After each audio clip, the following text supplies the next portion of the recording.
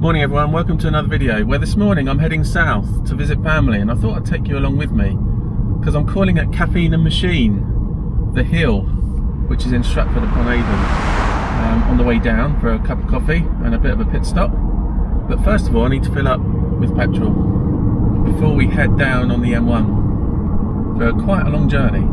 But the sun is bright, there's blue sky, although it is cold, it's around 2 degrees. So looking forward to the drive down.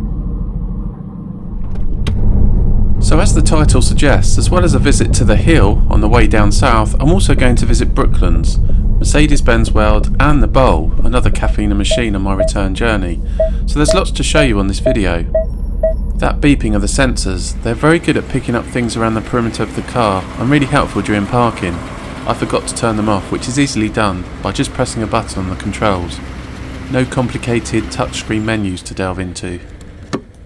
As I was saying, there's lots to show you, so stick around. As you would have seen on the intro images, we'll be seeing some great cars later on in the video. If you're like me and you haven't been to Caffeine Machine before and want to see what they're like, this video will give you a good insight.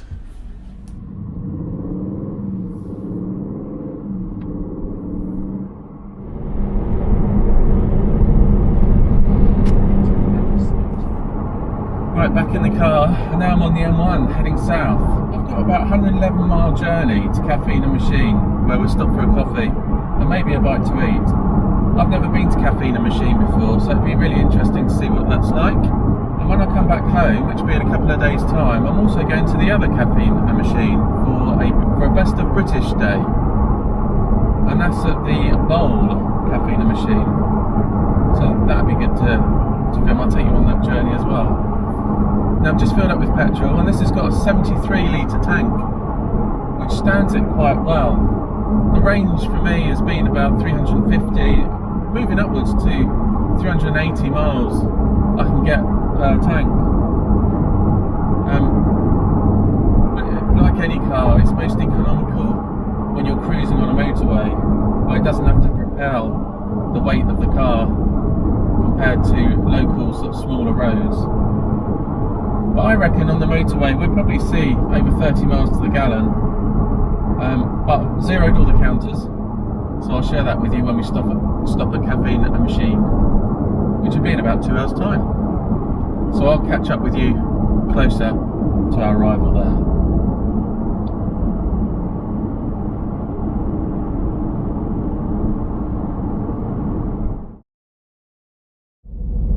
Well, we're about 3 minutes away now from Caffeine Machine at the hill, so I'm really looking forward to a well-earned coffee and a little bit of a break. We're averaging around 28 miles per gallon, and that's because I've been driving on back roads, really, B roads, for the last 30 minutes. But on the motorway we were hovering around 33 miles to the gallon, so this car's not too bad on fuel economy on long runs. So yeah, not too bad at all. As we go through another set of roadworks, I'll hopefully be at Caffeine Machine very soon. So for those of you that don't live in the UK or who have never heard of Caffeine Machine, established in 2015, there's effectively 3 locations, 2 of which we're going to visit in this video. One in Bedfordshire called the Bowl, one in Warwickshire called the Hill, and one we're not visiting in this video in Hertfordshire called the Hut. You're no doubt getting a gist of the venues from their website, which I've put on screen. So 3 great venues which caters to everyone with a love for things that move. You can have a bite to eat, which I'm going to do, go to their many themed events throughout the year, and even stay the night. They do look a great place to visit if you're passing through or for a specific event. All details can be found on their website, caffeinemachine.com.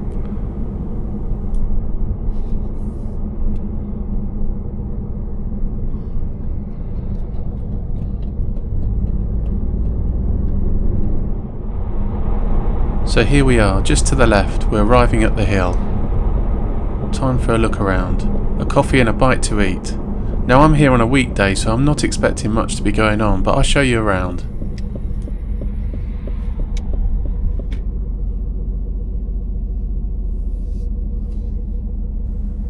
A lovely Lotus Emira and a white Mercedes are the only cars here.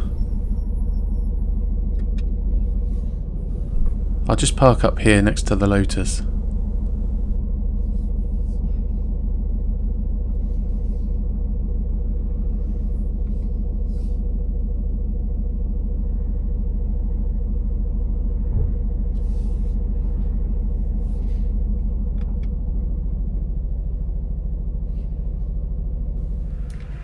These two look good together.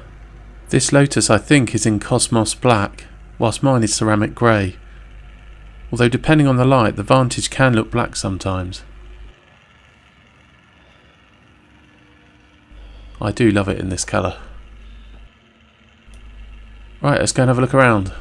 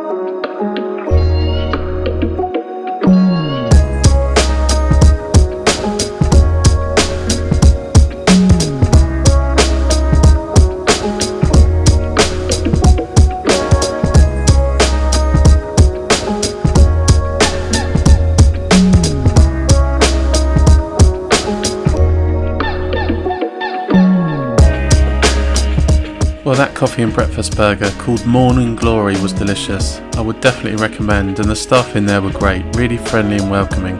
Now the Lotus has moved and replaced by a nice BMW.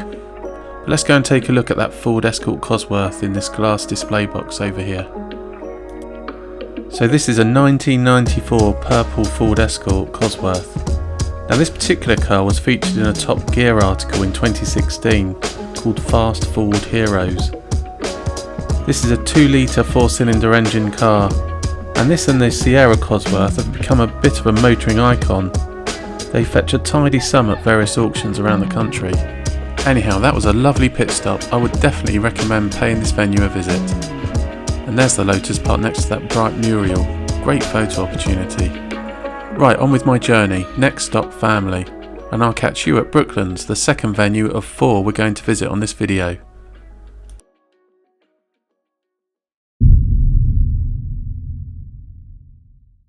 Today I've come to visit Brooklands by Mercedes Benz World in Weybridge here in the UK. Just have a look around, and there's a few things that I want to have a look at specifically. One being a 50 metre line, which is a black line that they have on the banks here, where theoretically drivers were able to take their hands off the wheel and the car would take them around the bank without them steering. So I want to go and have a look at that and just see how far high up on the bank I can stand, and I'll show you what that looks like. I want to have a look at the Napier Rowton, which is a silver sort of mirrored car that was made way back, I think, in the 1930s to break endurance records. And, well, I drive an Aston Martin, so I want to have a look at an early Aston Martin. I think it's supercharged, and was the first Aston Martin to be driven in the British Grand Prix way back in the 1920s. So we're going to hunt those down and see what else we can find. Brooklands Museum. This place is a motoring and aviation museum occupying part of the former motor circuit in Weybridge, in Surrey in England. We're about to set foot on the birthplace of British Motorsport and aviation, and the site of many engineering and technological achievements throughout its history. This place was the first purpose-built race circuit in the world. At the top of this image you can see the round skid pan in front of Mercedes Benz World. We'll pay that a quick visit later on in the video. You can also see at the top of this image part of the racing circuit and banking which still exists. We'll get a closer look at this later. Imagine cars in the 1920s hurtling around the banks of this circuit. Also clear to see here is Concorde. Yes, they have an actual Concorde, one which was decommissioned many years ago, with a number of other planes in the collection. Firstly, a ticket to get in. So they have a shop with lots of motoring and aviation items for any keen enthusiast, or if you want a souvenir. So let me show you briefly what you can find in the shop. So there are a number of books all linked to what went on here at Brooklands, various car models, and of course some Formula 1 cars, different mugs, bags and some pictures.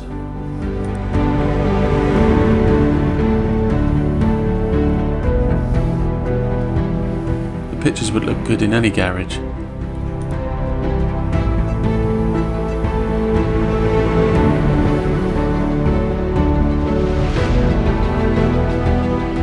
And there's lots to celebrate Concorde, its history and for it being on site. Significantly, the first meeting between Great Britain and France to develop and build Concorde took place here at Brooklands. Concorde flew for 27 years, and apparently from looking out the windows you could see the curvature of the Earth. I wonder whether there will be a reintroduction of something similar in the future. So there's lots to look at and tempt you in the shop. Hopefully we'll see the Napier in the flesh shortly.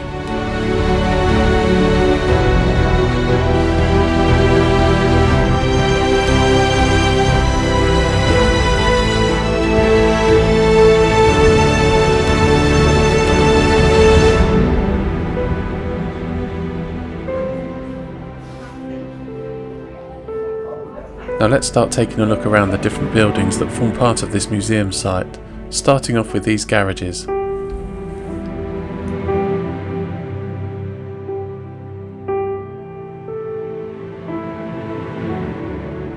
This looks like an old Morgan three-wheeler.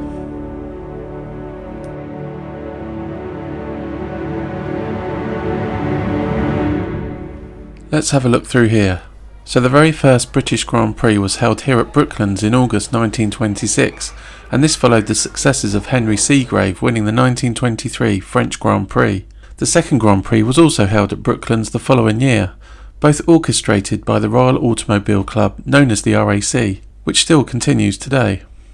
The first car we're greeted by is a 1926 Bugatti Type 37.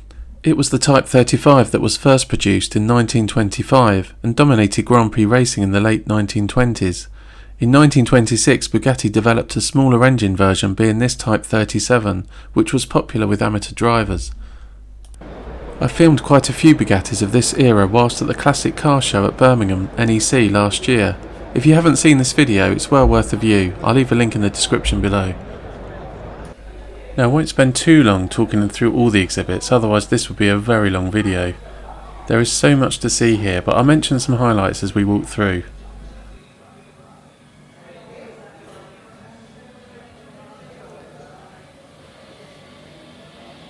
Now this is a 1955 Klinkard Special, which is a privately built car which raced following World War II. Here we have the last F1 car raced by the legendary driver James Hunt. It's a 1979 Olympus Wolf WR7, and this is a 1984 Arrows A7 from the turbo era of Formula 1, which brought with it huge power and speed. This car probably needs no introduction. This is a McLaren show car, which would have been near identical to the iconic 1991 McLaren MP4-6 driven by the legendary Ayrton Senna, who won his third World Championship for McLaren, driving this model of car.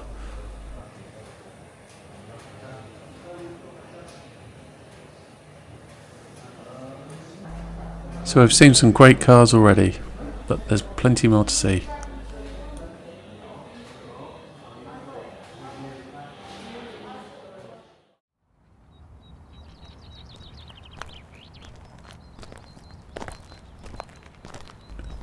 It's really atmospheric when you walk around here, helped by the excellent restoration of these buildings, which look great. With a bit of imagination you can get a feel for this place and what it must have been like around 100 years ago.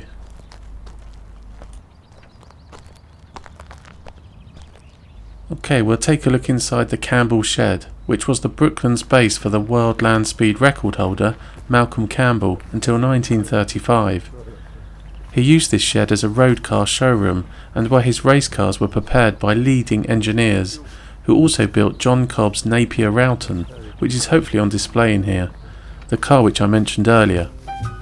So let's go and take a look.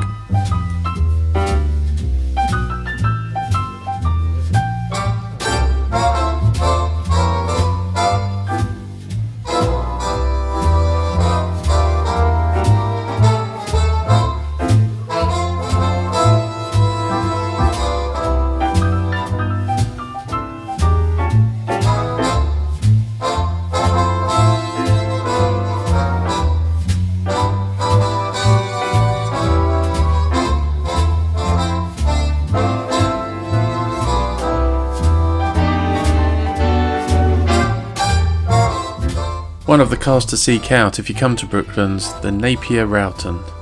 John Cobb was a wealthy amateur racing driver and a 3 times holder of the World Land Speed record, and it was John who commissioned this car to specifically race at Brooklands and to break world endurance records. It became the fastest vehicle to lap the outer circuit at an average speed of 143.44 miles per hour, a record that was never beaten. The top speed of this car was 170 miles per hour. You can see the Goodwood Festival of Speed sticker still on the car. It was taken to Goodwood around 4 years ago, driven up the Goodwood Hill by Jay Leno. Imagine driving this at full speed. Well, anything over say 80 miles an hour must be scary, let alone 170. It still looks immaculate. Looks like the original seat. If cars could talk, imagine the tales this could tell. What history, and great to see it on display here, and to share it with you. That's one of the 3 things I specifically wanted to find here today. Now, despite searching the garages here, I couldn't find the Aston Martin Halford Special, which was the world's first turbocharged car, and which raced at the first ever British Grand Prix here in 1926. Unfortunately, I ascertained that it had been removed from display by its current owner, so it's not here during my visit. Never mind, let me show you a few other highlights.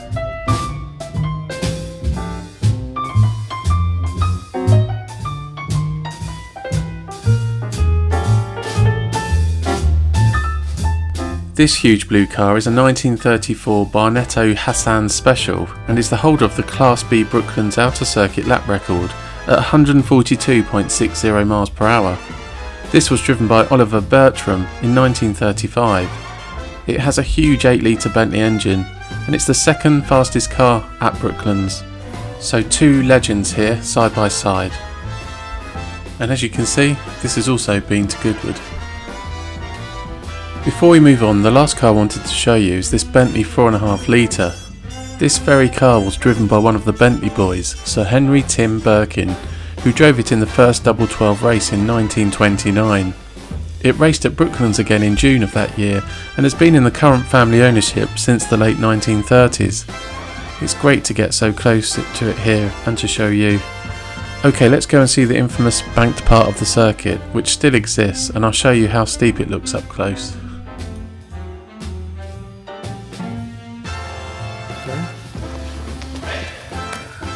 So you're not allowed to walk up the banking.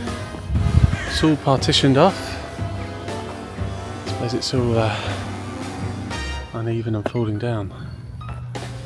Cannot see a black line, but maybe it was painted on there.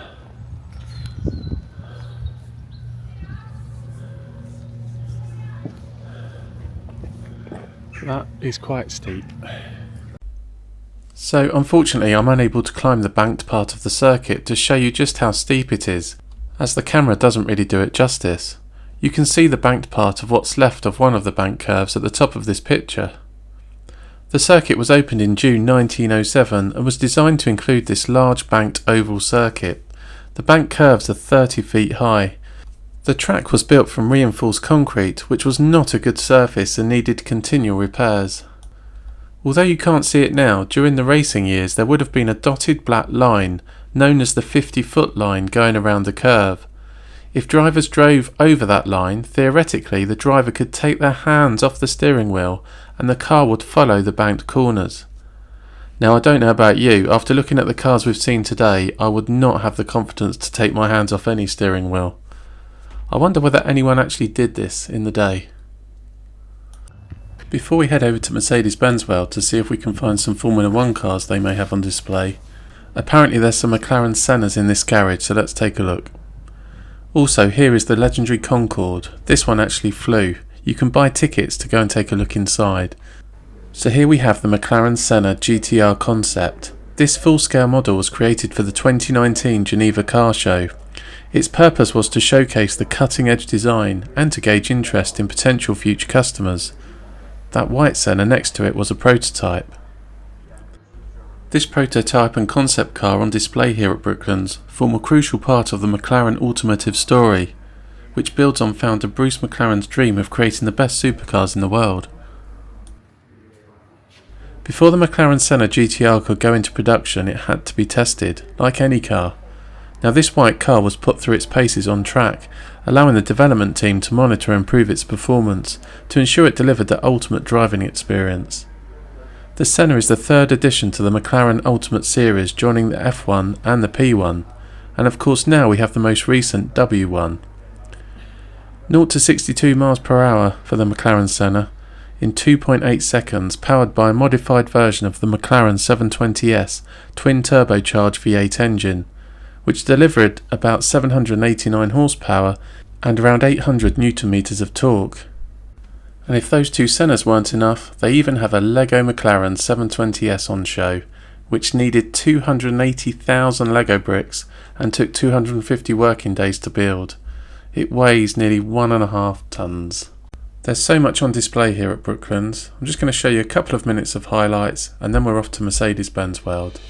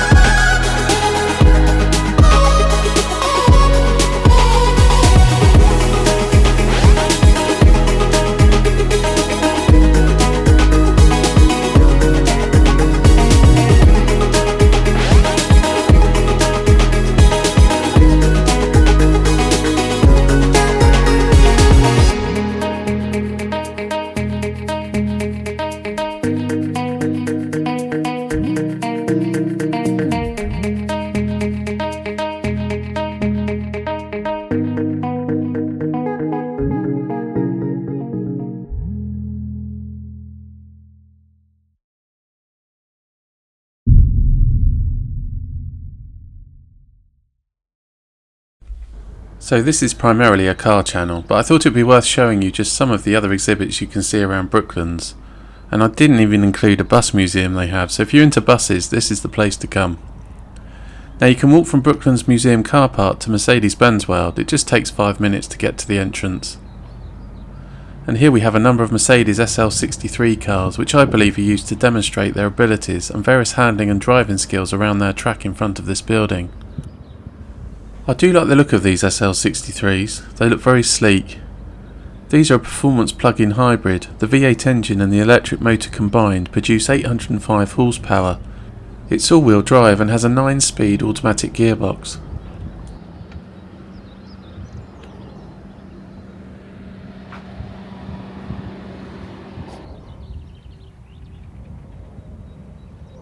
Here we have a silver GT63 AMG version, which looks really nice.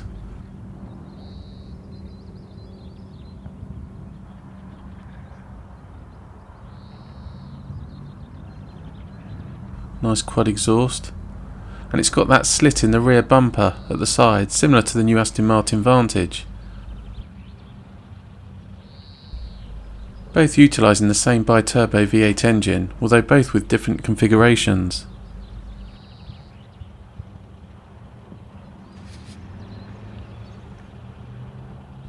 Here's a few C63s lined up in front of the building, which we're about to go inside.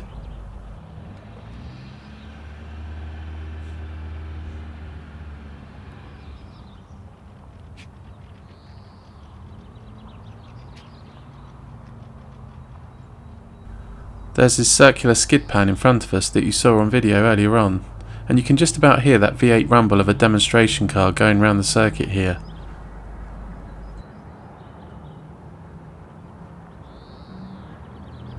And there's a number of cars for sale along here, out the front. Here in the car park we have a lovely turquoise 1996 Porsche 911 Targa. Now in my early 20s I owned a Toyota MR2 in the same colour as this. This looks so small compared to modern day 911s. A modern classic now.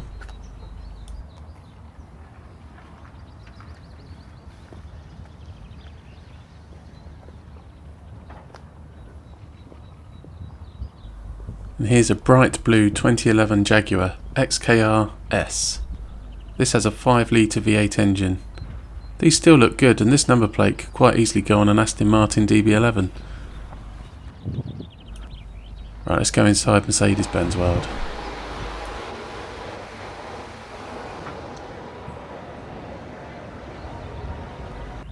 Some very old vintage models here, early Mercedes Benz cars. They are all presented really well, immaculate condition. Now look at this green car. Don't close your eyes, wait until the night is over. I'll show you. Soft top with that mustard coloured wood dash. Very, very nice. Let's go and see if we can see these Formula 1 cars. This is a piece of artwork called View Suspended, a Mercedes AMG Petronas Formula 1 car which comprises over 3,200 precision engineered parts. This is a striking monument to the Formula 1 car's advanced technology and dramatically deconstructs the racing chassis to reveal all its components. It makes for an impressive display.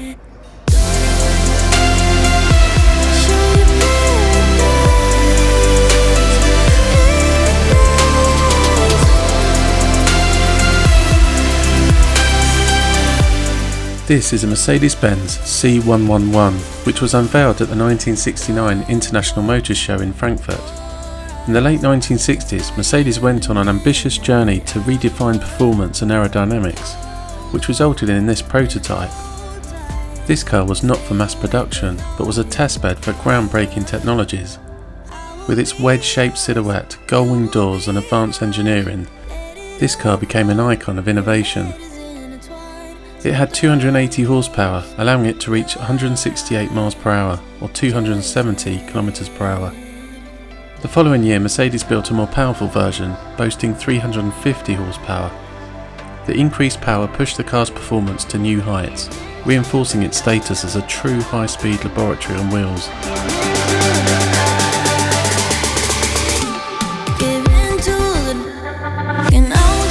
And here we have an intact Formula 1 car. This is a 2006 McLaren Mercedes MP4-21. It has a 2.4 litre V8 engine and is a car designed by Adrian Newey. This car is notable for its striking chrome livery with red stripes, designed to maximise its visibility of the team sponsor, Emirates. It's hard to think that next year, 2026, this car is 20 years old. It's like a work of art looking at it here.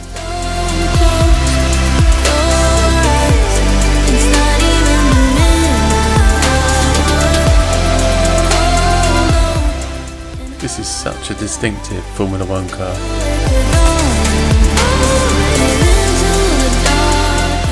Now this next car is a 2015 Mercedes powered hybrid turbo which has a 1.6 litre V6 engine, known as the Williams FW37.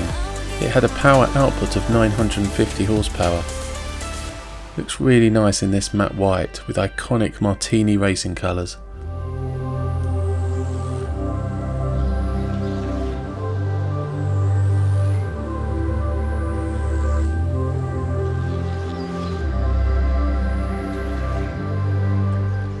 That large single exhaust at the back.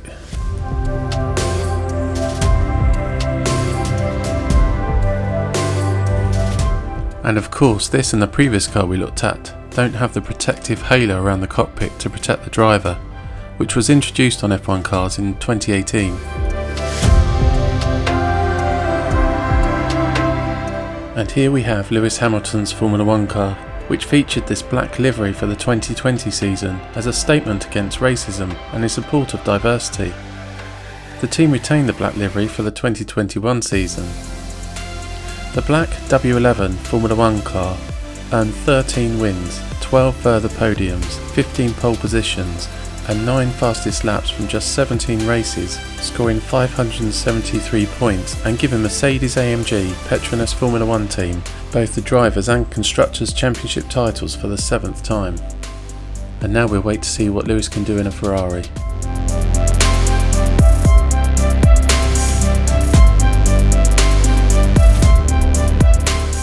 It's really good to be able to get up close to these amazing machines.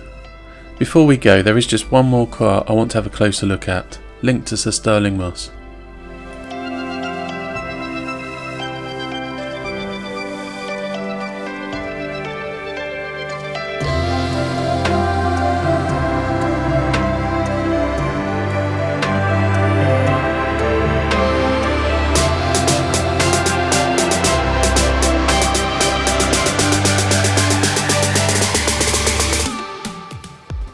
The final car we'll look at here is this Mercedes Benz SLR Stirling Moss, named to celebrate Sir Stirling's legacy. This car was introduced in 2009 and limited to just 75 units. It was a tribute to the legendary Mille Miglia winning 300 SLR of 1955. This remains one of the most exclusive and exhilarating cars in Mercedes-Benz history. It's been great looking around Mercedes Benz World. Hope you've enjoyed looking around some of these cars.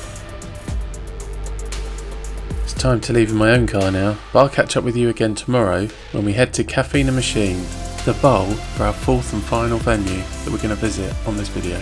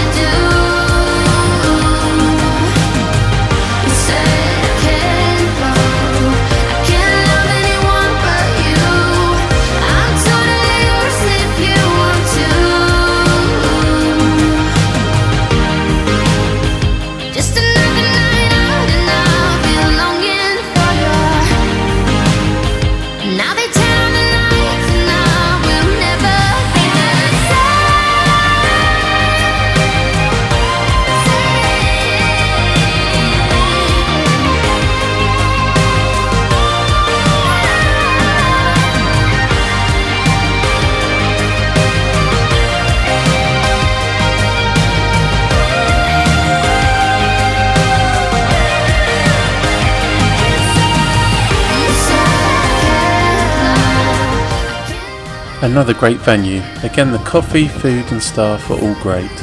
I definitely recommend a visit to any of the Caffeine Machine venues.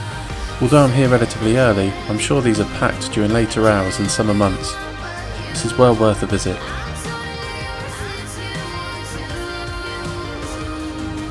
Before I leave you, I just wanted to show you this bright pink Audi with white wheels. What a wrap! You certainly wouldn't miss this coming down the road. It's quite a statement.